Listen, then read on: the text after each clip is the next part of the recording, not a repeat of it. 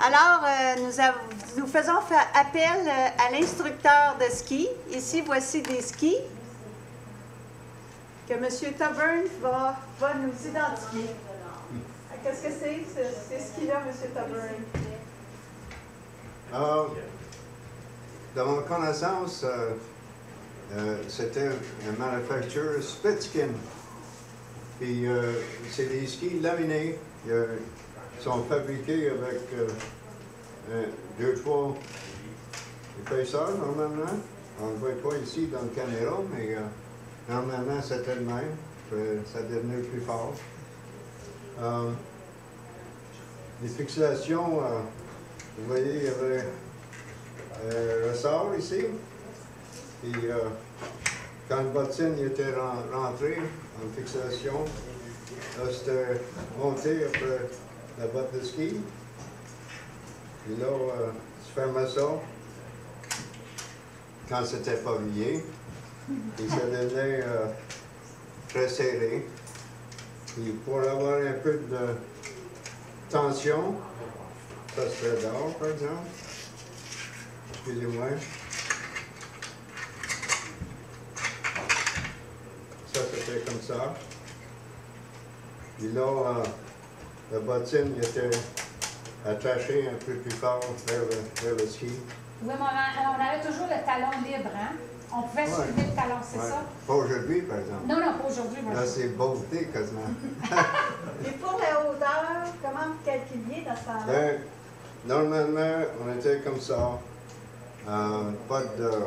peut-être les bottines de ski, mais pas trop... pas les talons hauts avec les madames. Puis, celui-là, c'était un peu trop long pour moi. Normalement, c'était comme ici. Au poignet? Ouais. Les dames, peut-être un peu moins, parce que dans la neige épais, ça prend un peu plus fort pour tourner. Oui. Est-ce qu'il y a d'autres questions? Oui, on va vous demander une petite démonstration, un petit cours de ski. Ouais. Un petit cours de ski en plein là. Vous allez nous montrer comment on skiait dans ce temps-là. C'était quelle technique? Bien, pour descendre, normalement, tout le monde pliait les genoux, fait comme ça, pour avoir flexibilité, parce qu'il y a toujours les bosses. Puis les pauvres en avant un peu. Puis c'était un style, mais les bâtons, c'était en avant.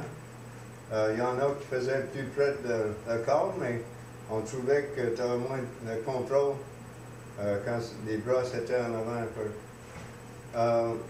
Là, pour tourner, quand c'était la neige pactée un peu, puis on descendait vers le bas, on faisait une contre-rotation comme ça, puis là on commençait à tourner.